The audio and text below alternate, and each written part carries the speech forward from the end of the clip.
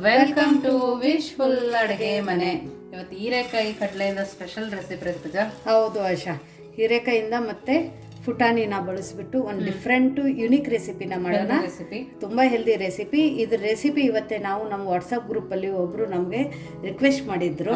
So gastric ಆಗದೆ ಥರ ಮತ್ತು ರೈಸು ಗೋಧಿ ಹಿಟ್ಟು ತಿನ್ನಲ್ಲವರಿಗೆ ಒಂದು ಯುನಿಕ್ ರೆಸಿಪಿನ ಹೇಳ್ಕೊಡಿ ಅಂತ ಹೇಳ್ಬಿಟ್ಟು, ಸೊ ಇವತ್ತೇ ನಾವು ಗ್ಯಾಸ್ಟ್ರಿಕ್ ಯಾರಿಗಾಗುತ್ತೆ ಅವ್ರದೋಸ್ಕರ ಇವತ್ತಿಂದ ಈ ರೆಸಿಪಿ ಮಾಡ್ತಾ ಇದ್ದೀವಿ. ಶುಗರ್ ಬಿ ಪಿ ಇದ್ದವರಿಗೂ ಕೂಡ ಇದು ತುಂಬ ಒಳ್ಳೆಯ ರೆಸಿಪಿ. ಸೊ ಹಾಗಾಗಿ ಇವತ್ತಿಂದ ಈ ಡಿಫ್ರೆಂಟ್ ರೆಸಿಪಿ ನಮ್ಮದು ಒಬ್ಬರು ವಿವರ್ಸ್ ಸಜೆಸ್ಟ್ ಮಾಡಿರೋದು ರೆಸಿಪಿನ ಡಿಫ್ರೆಂಟ್ ವೇಯಿಂದ ಹೆಲ್ದಿ ವೇಯಿಂದ ಯಾವ ಥರ ಮಾಡೋದು ಮತ್ತು ದಿಢೀರ್ ಅಂತ ಯಾವ ಥರ ಮಾಡ್ಬೋದು ಅಂತ ನೋಡೋಣ ಬನ್ನಿ. ನೋಡಿ, ಇವಾಗ ಹೀರೆಕಾಯಿ ಮೇಲ್ಗಡೆದು ನಾವು ಸಿಪ್ಪೆನ ತಕ್ಕೋಬೇಕು ಆಶಾ. ಜಾಸ್ತಿ ಸಿಪ್ಪೆ ತೆಗಿಬೇಕಲ್ವಾ? ಹಾಂ, ಮೀಡಿಯಮ್ ಆಗಿ ತಕ್ಕೊಳ್ಳೋಣ. ತುಂಬ ಎಳೆದಿದೆ ಹೀರೆಕಾಯಿ. ಸೊ ನಿಮಗೆ ಕ್ವಾಂಟಿಟಿನ ನೋಡಿಬಿಟ್ಟು ಇಲ್ಲಿ ಹೀರೆಕಾಯಿನ ನೀವು ಯೂಸ್ ಮಾಡ್ಕೋಬೋದು. ಅಷ್ಟೇ ಕ್ವಾಂಟಿಟಿ ಇಷ್ಟೇ ಅಂತ ಏನು ರಿಕ್ವೈರ್ಡ್ ಇಲ್ಲ. ನಿಮಗೆ ಹೆಂಗೆ ಟೇಸ್ಟ್ ಬೇಕು ಆ ಥರ ನೀವು ಇದನ್ನು ಹೀರೆಕಾಯಿನ ಯೂಸ್ ಮಾಡ್ಕೋಬೋದು. ಸೊ ನೋಡಿ, ಈ ಥರನೂ ಮೇಲ್ಗಡೆದು ಸಿಪ್ಪೆನ ತಕ್ಕೊಂಡು ಬರೋಣ. ನೋಡಿ, ಹೀರೆಕಾಯಿನ ತೊಳ್ಕೊಂಡು ಒರೆಸ್ಕೊಂಡ್ ಬಂದಿದ್ದೀವಿ.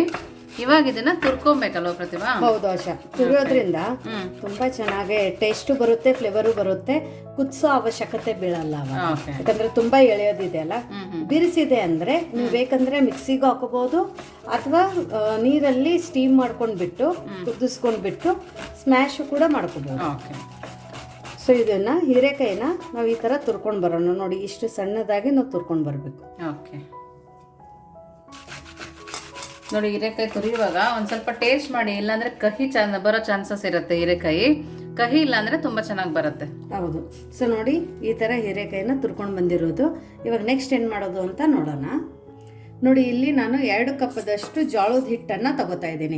ಇವತ್ತಿನ ರೆಸಿಪಿ ಪ್ಯೂರ್ ಜೋಳದ ಹಿಟ್ಟಲ್ಲಿ ಮಾಡ್ಕೋತಾ ಇದ್ದೀವಿ. ಯಾವುದೇ ಥರ ರವೆ ಆಗಲಿ ಅಕ್ಕಿ ಹಿಟ್ಟಾಗಲಿ ನಾವು ಬಳಸ್ತಾ ಇಲ್ಲ. ಸೊ ಇಲ್ಲಿ ನಾನು 2 ಕಪ್ಪದಷ್ಟು ಜೋಳದ ಹಿಟ್ಟನ್ನು ತಗೊಂಡಿರೋದು. ಜೋಳದ ಹಿಟ್ಟು ಕೂಡ ಜಡಿ ಮಾಡಿ ತಗೋಬೇಕು. ಮತ್ತು ಈ ಜೋಳದ ಹಿಟ್ಟಿಗೆ ಜಿಗಿ ಬೇಕು ಅಂತ ಏನಿಲ್ಲ. ನಾರ್ಮಲ್ ಆಗಿ ನೀವು ಜೋಳದನ್ನ ಹಿಟ್ಟನ್ನು ಯಾವ ಥರ ಬಿಸಿರ್ತೀರ ಅದೇ ಥರ ತಗೊಳ್ಳಿ. ಅಕ್ಕಿ ಮಿಕ್ಸ್ ಇಲ್ಲದೆ ಪ್ಯೂರ್ ಜೋಳನ ಬಿಸ್ಕೊಂಡು ಬಂದಿರೋದು ಇದು ಜೋಳದ ಹಿಟ್ಟು.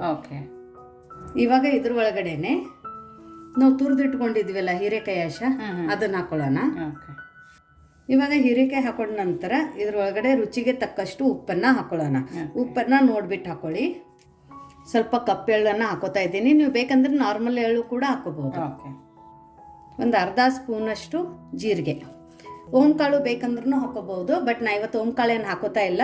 ಯಾಕಂದ್ರೆ ಇದ್ರಲ್ಲಿ ನಾವು ಕಡಲೆ ಹಿಟ್ಟಾಗ್ಲಿ ಅಕ್ಕಿ ಹಿಟ್ಟಾಗ್ಲಿ ಬೇರೆ ಹಿಟ್ಟನ್ನ ನಾವು ಬಳಸ್ತಾ ಇಲ್ಲ. ಸೊ ಪ್ಯೂರ್ ಜೋಳದ ಹಿಟ್ಟು ಇರೋದ್ರಿಂದ ಇಲ್ಲಿ ಗ್ಯಾಸ್ಟ್ರಿಕ್ ಆಗೋ ಚಾನ್ಸಸ್ಸೇ ಇಲ್ಲ. ಸೊ ಹಂಗಾಗ್ಬಿಟ್ಟು ಇಲ್ಲಿ ನಾನು ಓಂಕಾಳು ಬಳಸ್ತಾ ಇಲ್ಲ. ನಿಮ್ಗೆ ಟೇಸ್ಟ್ ಬೇಕು, ಫ್ಲೇವರ್ ಬೇಕಂದ್ರೆ ನೀವು ಹಾಕೋಬಹುದು. ಬಟ್ ಏನು ಬಳಸಲ್ಲ, ಯಾವ ತರನು ಬಳಸ್ತಾ ಇಲ್ಲ.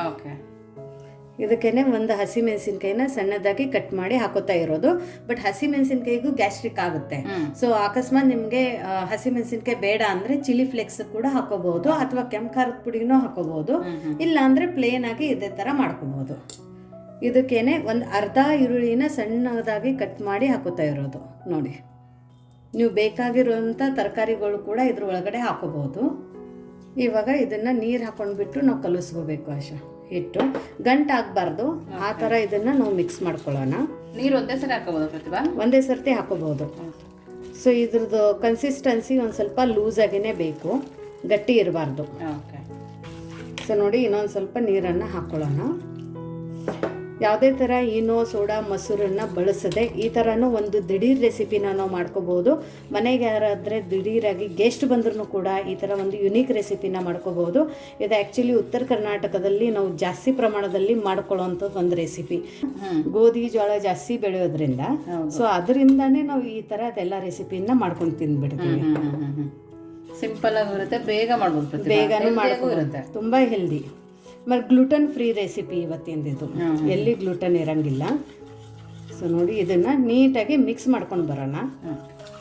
ಸೊ ನೋಡಿ, ಈ ಥರ ನೀಟಾಗಿ ಮಿಕ್ಸ್ ಮಾಡ್ಕೋಬೇಕು. ಇವಾಗ ಇದಕ್ಕೇನೆ ಆಶಾ ಸ್ವಲ್ಪ ಕೊತ್ತಂಬರಿ ಸೊಪ್ಪನ್ನು ಹಾಕೊಳ್ಳೋಣ. ನೀವು ಬೇಕಂದರೆ ಮೆಂತ್ಯ ಸೊಪ್ಪು, ಸಬ್ಬಸಿಗೆ ಸೊಪ್ಪು ಕೂಡ ಹಾಕೋಬಹುದು. ಇವಾಗ ಇದನ್ನು ಮಿಕ್ಸ್ ಮಾಡ್ಕೊಳ್ಳೋಣ. ನೋಡಿ, ನೋಡೋಕೆ ಎಷ್ಟು ಚೆನ್ನಾಗಿ ಕಾಣ್ತಾ ಇದೆ. ಹೌದು ಪ್ರತಿಭಾ, ನೋಡಿ ನಮ್ಮ ನೀರು ದೋಸೆ ಕನ್ಸಿಸ್ಟೆನ್ಸಿ ಇರುತ್ತಲ್ಲ ಆ ಥರ ಇರಬೇಕು. ಬಟ್ ಅದಕ್ಕಿಂತ ಜಾಸ್ತಿ ತಿಳು ಇರಬಾರ್ದು.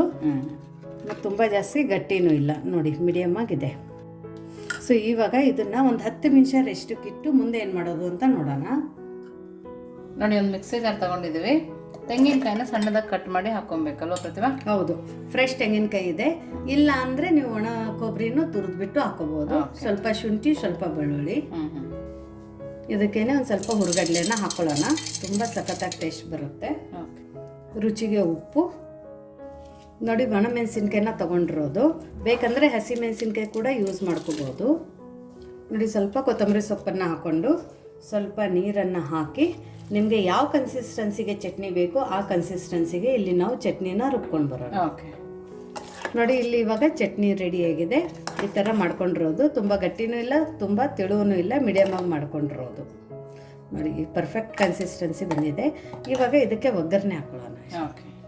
ಸೊ ನೋಡಿ, ಹುಳಿಗೆ ಇಲ್ಲಿ ಒಂದು ಸ್ವಲ್ಪ ಲಿಂಬೆ ರಸನ ಹಿಂಡ್ತಾ ಇದ್ದೀನಿ, ಒಂದು ಅರ್ಧ ಸ್ಪೂನಷ್ಟು.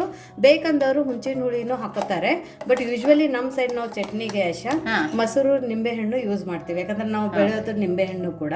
ಸೊ ಹಾಗಾಗಿಬಿಟ್ಟು ನಿಂಬೆ ರಸನ ಅಥವಾ ಹುಂಚೆ ಹಣ್ಣು ಬಳಸ್ಕೋಬಹುದು. ಇದಕ್ಕೇನೆ ಸ್ವಲ್ಪ ಒಗ್ಗರಣೆಗೆ ಎಣ್ಣೆ, ಜೀರಿಗೆ, ಸಾಸಿವೆ, ಕರಿಬೇವು ಒಗ್ಗರಣೆನ ಹಾಕೊಂಡಿರೋದು. ತುಂಬ ಚೆನ್ನಾಗಿ ಟೇಸ್ಟ್ ಬರುತ್ತೆ. ಸ್ವಲ್ಪ ಹಿಂಗು ಕೂಡ ಹಾಕೊಂಡಿದ್ದೀನಿ ಆಶಾನ ಒಗ್ಗರಣೆಗೆ. ಸೊ ನೋಡಿ, ನಮ್ಮದು ಚಟ್ನಿ ರೆಡಿಯಾಗಿದೆ. ನೋಡಿ, ಇವಾಗ ನಮ್ಮದು ಹಿಟ್ಟು ಕೂಡ ನೆಂದಿದೆ. 10 ನಿಮಿಷ ಆಯ್ತಲ್ಲ ಆಶಾ ರೆಸ್ಟಿಗೆ ಇಟ್ಟು? 10 ನಿಮಿಷ ಆಯ್ತು. ಇವಾಗ ನೋಡೋಣ ಹಿಟ್ಟು ಏನಾಗಿದೆ ಅಂತ ನೋಡೋಣ. ಇವಾಗ ಚಟ್ನಿ ಪಕ್ಕಕ್ಕೆ ಇಡೋಣ ಅಂತೆ. ನೋಡಿ, ಹಿಟ್ಟು ಕೂಡ ನೆಂದಿದೆ. ಇವಾಗ ತುಂಬ ಚೆನ್ನಾಗಿ ಹಿಟ್ಟು ನೆಂದಿದೆ. ಇದ್ರಕ್ಕಿಂತ ಜಾಸ್ತಿ ನೆನೆಸೋದು ಬೇಕಾಗಿಲ್ಲ. ಚಟ್ನಿ ಆಗೋ ತನಕ ಹಿಟ್ಟು ನೆಂದರೆ ಸಾಕು. ಇವಾಗ ಒಂದು ಸರ್ತಿ ಮಿಕ್ಸ್ ಮಾಡಿಬಿಟ್ಟು ಇವಾಗ ಒಂದು ಸೌಟ್ ಹಿಟ್ಟನ್ನು ತೊಗೊಂಡು, ಸೊ ನೋಡಿ, ತವೆನ ಹೈ ಫ್ಲೇಮಲ್ಲಿ ಬಿಸಿ ಮಾಡ್ಕೊಂಡಿರೋದು. ಎಷ್ಟು ತವೆ ಬಿಸಿ ಆಗುತ್ತೆ ಅಷ್ಟು ಒಳ್ಳೇದು ನಮ್ಮದಿದು ರೆಸಿಪಿ ಆಗುತ್ತೆ. ಮತ್ತು ಹಿಟ್ಟು ಕೂಡ ಇಲ್ಲಿ ಕನ್ಸಿಸ್ಟೆನ್ಸಿ ನಿಮ್ಗೆ ತೋರಿಸಿದ್ದೀನಿ, ನೀರಿನ ಥರ ಇದೆ. ಸೊ ಒಂದು ಸೌಟ್ ಹಿಟ್ಟನ್ನು ತೊಗೊಂಡ್ಬಿಟ್ಟು ಇದ್ರ ಮೇಲ್ಗಡೆ ನಾನು ಹಿಂಗೆ ಹಾಕ್ತಾ ಹೋಗ್ಬೇಕು. ಸೊ ನೋಡಿ, ಹಾಕಿದ ತಕ್ಷಣ ಈ ಥರ ತೂತ ಆಗಿ ಬರುತ್ತೆ. ಹೌದು. ಇವಾಗ ಫ್ಲೇಮನ್ನು ಮಾತ್ರ ಮೀಡಿಯಮ್ ಫ್ಲೇಮಲ್ಲಿನೇ ಇಟ್ಕೋಬೇಕು. ಸುತ್ತ ಎಲ್ಲ ಎಣ್ಣೆ ಹಾಕೊಳ್ಳೋಣ. ನೀವು ಬೇಕಂದರೆ ಬೆಣ್ಣೆ ಅಥವಾ ತುಪ್ಪ ಕೂಡ ಹಾಕೋಬೋದು. ಇನ್ನೂ ಯಾರು ನೀವು ನಮ್ಮದು ವಾಟ್ಸಪ್ ಗ್ರೂಪ್ ಲಿಂಕನ್ನು ಜಾಯಿನ್ ಆಗಿಲ್ಲ ಅಂದರೆ ಡಿಸ್ಕ್ರಿಪ್ಷನ್ ಬಾಕ್ಸಲ್ಲಿ ವಿಶ್ವಲ್ ಅಡುಗೆ ಮನೆ ವಾಟ್ಸಪ್ ಗ್ರೂಪ್ ಲಿಂಕನ್ನು ಕೊಟ್ಟಿದೆ. ಅದ್ರ ಮೇಲೆ ಕ್ಲಿಕ್ ಮಾಡಿದರೆ ಸಾಕು, ನೀವು ನಮ್ಮ ಜೊತೆ ಕನೆಕ್ಟ್ ಆಗ್ತೀರಾ. ಏನೇ ಡೌಟ್ಸು, ಕ್ವೆರೀಸ್ ಇದ್ರೂ ಕೂಡ ವಾಟ್ಸಪ್ ನಂಬರು ಕೂಡ ಕೊಟ್ಟಿದ್ದೀವಿ. ಆ ವಾಟ್ಸಪ್ ನಂಬರಿಗೆ ನೀವು ವಾಟ್ಸಪ್ ಮಾಡಿದರೆ ಅಲ್ಲಿ ಕೂಡ ರಿಪ್ಲೈ ಮಾಡ್ತೀವಿ. ಇವಾಗ ಇದ್ರ ಮೇಲ್ಗಡೆ ಲಿಡ್ಡನ್ನು ಮುಚ್ಚಿಬಿಟ್ಟು ಲೋ ಟು ಮೀಡಿಯಮ್ ಫ್ಲೇಮಲ್ಲಿ ಇದನ್ನು ನಾವು ಬೇಯಿಸ್ಕೊಂಡು ಬರೋಣ. ಸೊ ನೋಡಿ, ಮೀಡಿಯಮ್ ಫ್ಲೇಮಲ್ಲಿ ಬೇಯಿಸ್ಕೊಂಡು ಬಂದಿರೋದು. ಇವಾಗ ಇದನ್ನು ತಿರುಗಿಸ್ಕೋಬೇಕು, ನಿಧಾನಕ್ಕೆ ಎತ್ತಿ. ಹೌದು. ಸೊ ಪ್ಯಾನಿಂದ ಇದೇ ಥರ ಬಿಟ್ಕೋಬೇಕು ಆಶಾ, ಅವಾಗಷ್ಟೇ ನಾವು ತಿರುಗಿಸೋಕ್ಕಾಗುತ್ತೆ. ಸೊ ನೋಡಿ, ಎಷ್ಟು ಚೆನ್ನಾಗಿ ಬಂದಿದೆ. ಕಲರು ಕೂಡ ತುಂಬ ಸಖತ್ತಾಗಿ ಬಂದಿದೆ. ಈನೋ, ಸೋಡಾ, ಮೊಸರು, ರವೆ, ಅಕ್ಕಿ ಹಿಟ್ಟು, ಗೋಧಿ ಹಿಟ್ಟು ಯಾವುದು ಬಳಸಿಲ್ಲ. ಇವನ್ ಕಡಲೆ ಹಿಟ್ಟು ಕೂಡ ಬಳಸಿಲ್ಲ. ಪ್ಯೂರ್ ಜೋಳದ ಹಿಟ್ಟಿಂದ ಮಾಡ್ಕೊಂಡಿರೋಂಥ ಇದೊಂದು ಹೆಲ್ದಿ ರೆಸಿಪಿ. ದಿಢೀರಾಗಿ ಆಚೆಯಿಂದ ಬಂದಾಗ ಪ್ರತಿಭಾ, ಮನೇಲಿ ಏನೂ ಇಲ್ಲ, ಹಸುವಾಗಿದೆ, ಏನು ಮಾಡೋದು ಅಂದಾಗ ಪಟ್ಟಂತ ಮಾಡ್ಕೊಬೋದು. ಇವನ್ ಮಕ್ಕಳಿಗೂ ಕೂಡ ಮಾಡ್ಕೊಬೋದು ಆಶಾ. ಸೊ ನೋಡಿ, ಇವಾಗ ಎರಡು ಸೈಡು ತುಂಬ ಚೆನ್ನಾಗಿ ಬೈದಿದೆ ಆಶಾ. ಹೌದು, ನೋಡಿ ಅಷ್ಟೇ ಚೆನ್ನಾಗಿ ಬೈದಿದೆ. ಎಲ್ಲದನ್ನು ನಾವು ಇದೇ ಥರ ಮಾಡ್ಕೊಂಡು ಬರೋಣ. ನೋಡಿ, ಇಲ್ಲಿ ನಮ್ಮದು ಹೀರೆಕಾಯಿ ಜೋಳದ ದೋಸೆ ರೆಡಿಯಾಗಿದೆ. ತುಂಬ ದಿಢೀರಂತ ಮಾಡ್ಕೊಂಡಿರೋಂಥದ್ದು, ಮತ್ತು ಅಷ್ಟೇ ಸಾಫ್ಟ್ ಇದೆ, ಅಷ್ಟೇ ಚೆನ್ನಾಗಿ ಕೂಡ ಆಗಿದೆ. ಸೊ ಎಷ್ಟು ಸಾಫ್ಟ್ ಇದೆ ಅಂದರೆ ಇಲ್ಲಿ ನೋಡಿ, ನೀವು ಒಂದು ಕೈಯಿಂದನೂ ಕೂಡ ಆರಾಮಾಗಿ ಇದನ್ನು ಮುರ್ಕೋಬೋದು, ಅಷ್ಟು ಸಾಫ್ಟಾಗಿದೆ.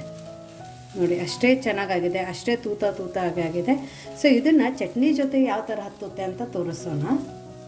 ನೋಡಿ, ನಮ್ಮದು ತೆಂಗಿನಕಾಯಿ, ಕೆಂಪು ಮೆಣಸಿನ್ಕಾಯಿನ ಬಳಸಿಬಿಟ್ಟು ಮಾಡ್ಕೊಂಡಿರುವಂಥ ಚಟ್ನಿ, ಅದರ ಜೊತೆಗೆ ನಮ್ಮದು ಬಿಸಿ ಬಿಸಿ ದೋಸೆ ರೆಡಿಯಾಗಿದೆ. ಸೊ ಯಾರು ಹೇಳೋದೇ ಇಲ್ಲ ಇದು ಪ್ಯೂರ್ ಜೋಳದ ಹಿಟ್ಟಿಂದ ನಾವು ಮಾಡ್ಕೊಂಡಿರುವಂಥ ರೆಸಿಪಿ ಅಂತ. ಇದ್ರ ಒಳಗಡೆ ಹೀರೆಕಾಯಿ ಹಾಕೋದ್ರಿಂದನೂ ಹೀರೆಕಾಯಿ ಹಾಕಿದ್ದೀವಿ ಅಂತ ಎಲ್ಲಿ ಕಾಣಿಸ್ತಾನೂ ಇಲ್ಲ. ನೋಡಿ, ಎಲ್ಲಿ ಒಂದು ಕಡೆನೂ ಕಾಣಿಸ್ತಾ ಇಲ್ಲ, ಅಷ್ಟು ಚೆನ್ನಾಗಿ ರೆಸಿಪಿ ಆಗಿದೆ, ಅಷ್ಟೇ ಸಾಫ್ಟು ಕೂಡ ಆಗಿದೆ. ಸೊ ನೋಡಿ ಅಷ್ಟೇ ಟೇಸ್ಟ್ ಹೆಂಗಿದೆ ಅಂತ. ಸೊ ನೋಡಿ, ಇದು ಚಟ್ನಿ ಜೊತೆ ಹಚ್ಕೊಳ್ಳೋಣ. ಸೊ ನಿಮಗೆ ಇದು ಜೋಳದ ಹಿಟ್ಟಿನ ರೆಸಿಪಿ ಹೇಗೆ ಅನ್ನಿಸ್ತು ಅಂತ ಕಮೆಂಟ್ ಮೂಲಕ ತಿಳಿಸೋದನ್ನು ಮರಿಬೇಡಿ. ಹೇಗಿದೆ ಆಶಾ ಟೇಸ್ಟು? ತುಂಬ ಅಂದರೆ ತುಂಬ ಅದ್ಭುತವಾಗಿದೆ ಅಂತಲೇ ಹೇಳ್ಬೋದು ಪ್ರತಿಭಾ. ತುಂಬಾನೇ ಚೆನ್ನಾಗಿದೆ. ಚಟ್ನಿ ಹೇಗಿದೆ ಟೇಸ್ಟು? ಚಟ್ನಿನೂ ಸಕ್ಕತ್ತಾಗಿದೆ. ಬಾಯಿಲಿಟ್ರೆ ಕರಗುತ್ತೆ. ಹೌದು, ಕ್ರಿಸ್ಪಿನೂ ಸಿಗುತ್ತೆ ಪ್ರತಿಭಾ. ಕ್ರಿಸ್ಪಿನೂ ಇದೆ. ಸೊ ನೋಡಿ, ವಯಸ್ಸಾದವರಿಗೂ ಕೂಡ ಈ ರೆಸಿಪಿನ ನೀವು ಮಾಡಿಕೊಡ್ಬೋದು. ಯಾಕಂದರೆ ಬಾಯಲ್ಲಿಟ್ಟರೆ ಬೆಣ್ಣೆ ಥರ ಕರಗುತ್ತೆ. ಇವತ್ತಿಂದ ಈ ಪ್ಯೂರ್ ಜೋಳದ ಹಿಟ್ಟಿನ ರೆಸಿಪಿ ನಿಮಗೆ ಹೇಗೆ ಅನ್ನಿಸ್ತು ಅಂತ ಕಮೆಂಟ್ ಮೂಲಕ ತಿಳಿಸೋದನ್ನು ಮರಿಬೇಡಿ. ಮತ್ತೆ ಸಿಗೋಣ ಇದೇ ಥರ ಹೊಸ ಹೊಸ ರೆಸಿಪಿ ಜೊತೆ ವಿಶ್ಫುಲ್ ಅಡುಗೆ ಮನೆಯಲ್ಲಿ. Thank you.